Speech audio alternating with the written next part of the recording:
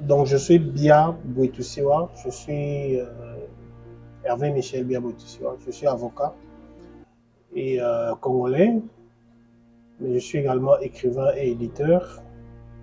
Et voilà, j'ai eu 40, 44 ans.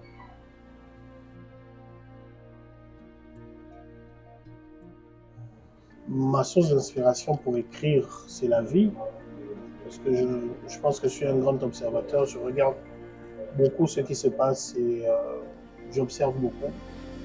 Donc voilà, on peut dire que c'est la vie. Lorsqu'on a l'amour de l'écriture, euh, le fruit de cette observation se traduit dans ce que l'on écrit.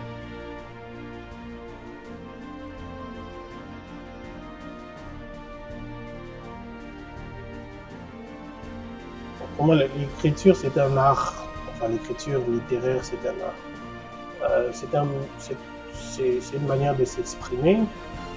Et donc, comme tous les arts, ça part toujours du fait que l'acteur, si on veut, le sujet, est quelqu'un d'hypersensible qui capte un peu plus que la moyenne les flux et les reflux de l'environnement et de la société. Et donc, il y a besoin de traduire. Alors, pour traduire, il y a plusieurs voies par lesquelles on peut traduire. Et parmi ces voies, il y a l'écriture, comme il y a la musique, il y a la peinture. Là, ce qui fait un art, dont l'écriture, c'est deux pôles. D'une part, un acteur avec une certaine sensibilité, une sensibilité particulière, qui perçoit des choses dans la société auxquelles peut-être d'autres personnes ne font pas attention. Et puis, de notre côté, il y a l'instrument que l'on choisit pour, selon les talents, les aptitudes qu'on a ou pas, que l'on choisit pour les exprimer. C'est comme ça qu'on voit qu'il y a des artistes qui ont plusieurs palettes, plusieurs talents, et donc qui expriment par plusieurs voies. L'écriture en est une. C'est celle qui m'intéresse, c'est celle pour laquelle j'estime avoir un certain don, une certaine aptitude. Voilà, mais peut-être dans l'absolu, j'aurais peut-être aimé être musicien.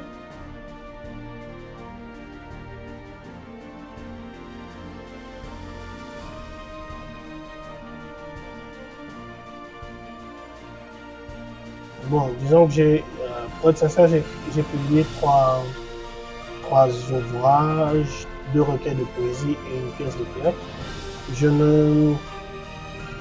Disons que je me reconnais plus tout à fait dans mes deux premiers recueils de poésie. Donc il y a ma pièce de théâtre qui, je pense, me correspond encore en ce moment. Mais l'ouvrage qui m'intéresse le plus, c'est celui que je n'ai pas encore écrit, celui que je n'ai pas encore publié. C'est celui sur lequel je travaille toujours. Parce que une fois que j'ai écrit et publié surtout, même on va dire une fois que j'ai donné à un éditeur et qu'on est d'accord sur le texte, ce texte me paraît assez étranger à moi. Et donc ce qui m'intéresse, c'est ce que je suis en train d'écrire en ce moment. Et effectivement, en ce moment, je suis en train d'écrire plusieurs projets.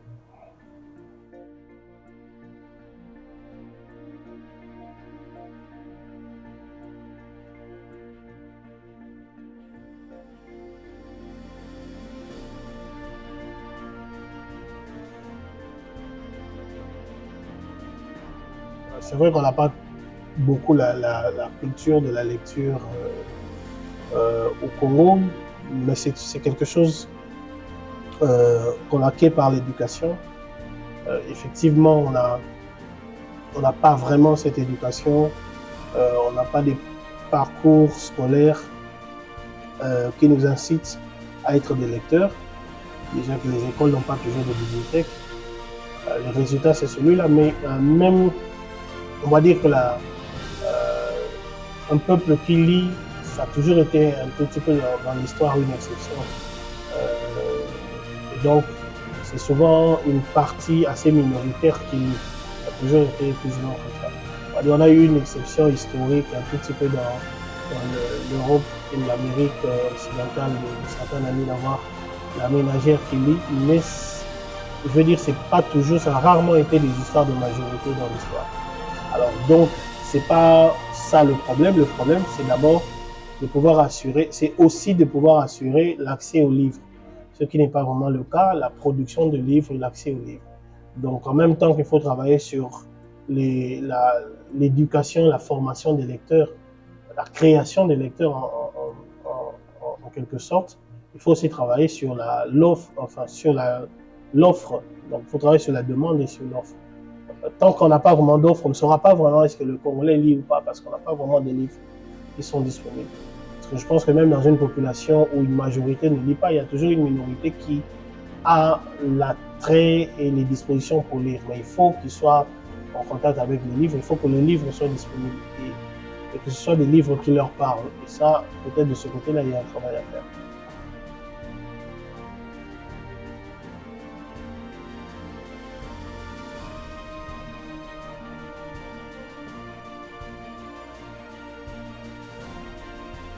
Par rapport à la littérature, la difficulté, c'est que ce n'est pas mon seul métier.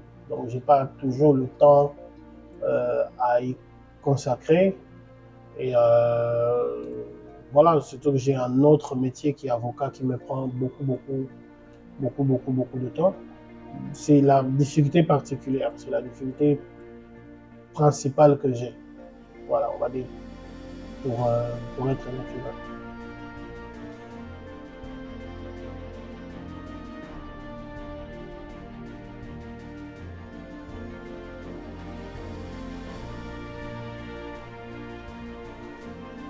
Pourquoi le choix sur le code? Bon, je suis un juriste d'affaires parce que, euh, enfin, je veux dire, c'est un tout petit peu le parcours que j'ai suivi. Lorsque j'ai commencé la faculté, on va dire les profs qui m'attiraient le plus, qui me donnaient envie de faire, de poursuivre, parce que je suis venu à la fac parce que j'avais déjà cette envie et cette vocation. Mais arrivé à la fac, les profs qui m'ont donné envie, ce sont les profs de droit économique et social. En première année, j'ai eu le prof Massamba Makela. En deuxième, le prof Kumbo Kiwindi. Un peu plus tard, le prof de Kombe. Ngenda qui est devenu par la suite mon maître. Et donc, ce sont ces gens-là qui m'ont inspiré, donc qui m'ont incité à faire le droit des affaires. Et puis, je pense que ça me correspond un tout petit peu parce que c'est moderne, ouvert et on va dire en perpétuelle mutation et construction. Donc, c'est un peu moins figé que peut l'être, en tout cas dans la perception, le droit purement privé ou le droit public.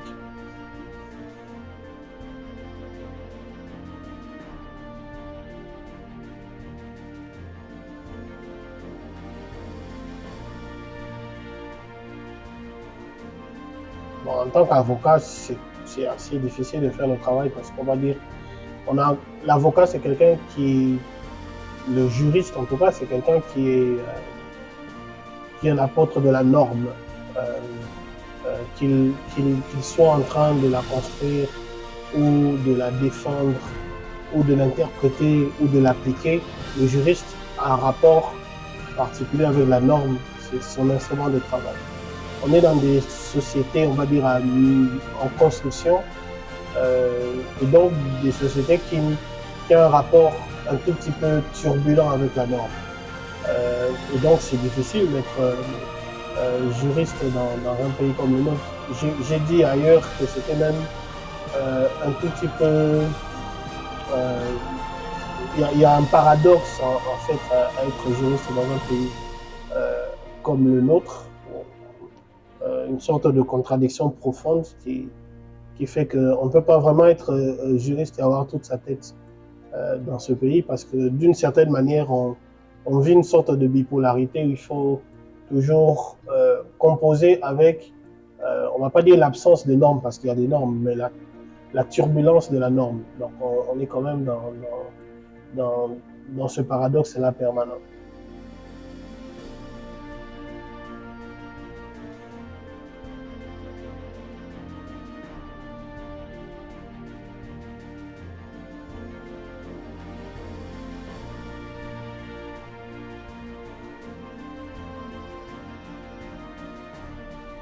Bon, je suis un peu sceptique, on va dire limite désabusé. Je ne... En fait, comme toujours, j'aime bien les contradictions. Donc, a priori, à titre personnel, je ne pense pas que les élections vont changer quelque chose dans l'immédiat. Euh, la qualité générale de notre personnel politique est très basse. Et donc, je ne crois pas que remplacer des hommes politiques qui sont dans l'opposition, remplacer les hommes politiques qui sont au pouvoir par des hommes politiques qui sont dans l'opposition, va globalement faire élever le niveau de gouvernance dans ce pays. Je n'y crois pas, à titre personnel. Mais je crois en fait à l'exercice démocratique. Ça veut dire que la succession des élections contribue à avoir une meilleure gouvernance. Donc, dans l'immédiat, ça ne va pas changer grand-chose, mais on va dire à long terme, la succession de cet exercice pourra avoir un effet sur la construction de la démocratie, en tout cas la construction de la gouvernance. Mais le modèle des élections, globalement, il faudrait peut-être que l'on repense ce modèle et que l'on adapte un tout petit peu à nos réalités, parce que je ne crois pas du tout à l'opportunité d'avoir des élections à fréquence de 5 ans. Peut-être qu'il faut des délais un peu plus larges, parce que notre configuration rend un tout petit peu ces élections fréquentes contre-productives.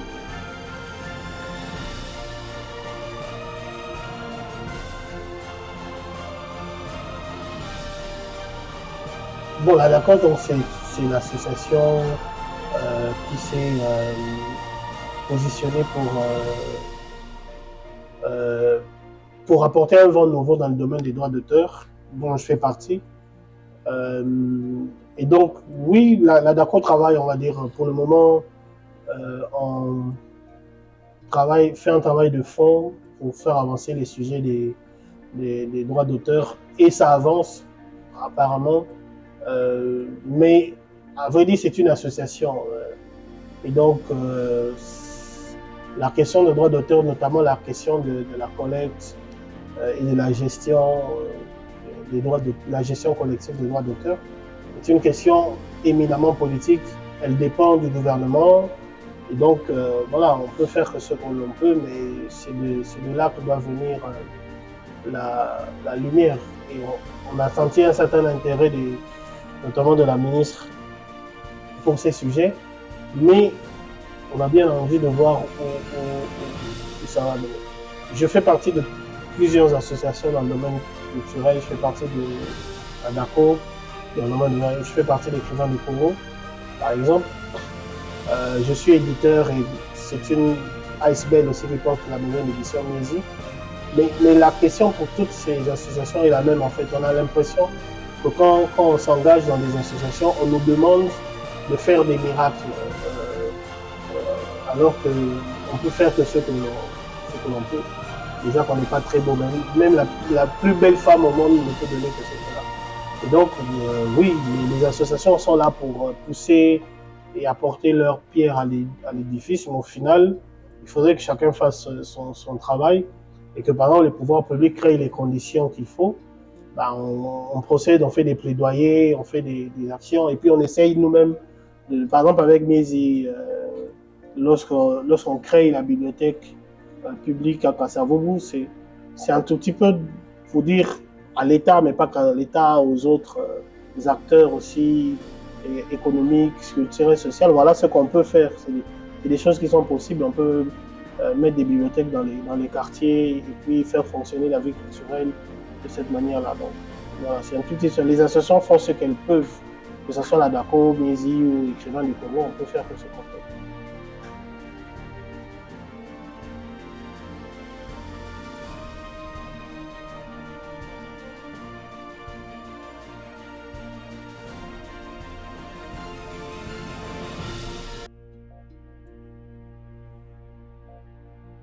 En fait, on demande parfois à la culture de faire des miracles.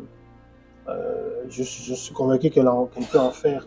Fondamentalement, la culture n'est que l'image de ce qu'est la société dans laquelle elle naît et elle vit. Donc, si on a des injures dans notre musique et tout ça, c'est peut-être parce que c'est à ça que ressemble notre société. Parce que si notre société rejette ce modèle, ça va pas survivre. Et les musiciens sont d'abord, enfin, ils ne sont pas d'abord, ils sont aussi des agents économiques. Un peu bêtement, ils vendent d'une manière ou d'une autre. Donc, si le produit qu'ils vendent ne plaît pas, ça ne va pas se plaire. Donc, il y aura un rejet qui fera que. Donc, ça correspond à quelque chose qui existe en nous. C'est vrai que ça peut aussi jouer, c'est un jeu d'influence réciproque, mais il ne faut pas demander aux musiciens d'être plus congolais que le Congo. Quoi. Donc, ceux qui sont, c'est aussi l'image de ce que est notre pays. Après, notre pays, notre culture, notre être profond est profondément rumba. Donc on a ce rapport-là à la vie qui est un rapport jouissif, festif et un tout petit peu exubérant, comme la musique rumba en fait. Et, mais évidemment, il y a un travail. Si on veut refonder notre société, il faut forcément refonder le Congo et peut-être canaliser un tout petit peu ce qui est à la base une force. Je pense que notre culture rumba, notre être rumba, c'est une force. On le voit comme certains écrivains de notre pays qui viennent de chez nous utilisent la rumba en littérature, s'imprègnent de rumba ou expriment justement la rumba qui est en eux, comment ça marche, parce que le monde aime cette voix différente que nous avons. La rumba nous permet d'avoir une voix pas dissonante, mais différente, particulière. Et c'est quelque chose qu'il faut savoir exploiter. Et peut-être qu'en canalisant, on va gérer aussi les défauts qui sont un tout petit peu liés à notre culture. Je sais pas.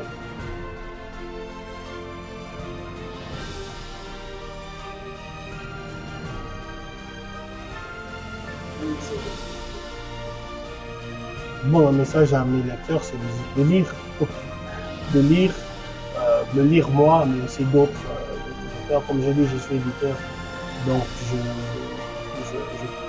je produis d'autres ouvrages qui ne sont pas de moi. En tant qu'éditeur, je m'édite pas moi-même, donc j'édite d'autres éditeurs. Il y a par exemple Parole de Perroquet, qui est un livre extraordinaire qui va faire parler de lui, qui fait parler de lui, mais qui fera encore beaucoup plus parler de lui dans les semaines qui viennent, qu'il faut absolument lire.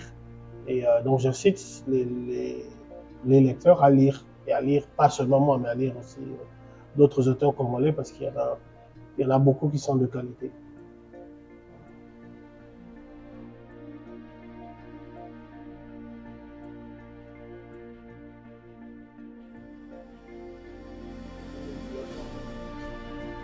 Ben, je suis très heureux d'avoir prêté mes mots à ce jeu de questions et réponses. Je pense que nous avons un pays d'avenir qui, techniquement, on va dire, du point de vue historique, en tant qu'entité nouvelle, n'a pas une longue existence. On a quelques dizaines d'années, c'est pas beaucoup en fait. Et donc à l'échelle de l'histoire, c'est pas beaucoup. On est en train de se construire et je pense que si on met un tout petit peu de sérieux et de vision dans cette construction, on sera ce que nous sommes appelés à être tôt ou tard, j'espère le plus tôt possible, une grande puissance africaine et mondiale.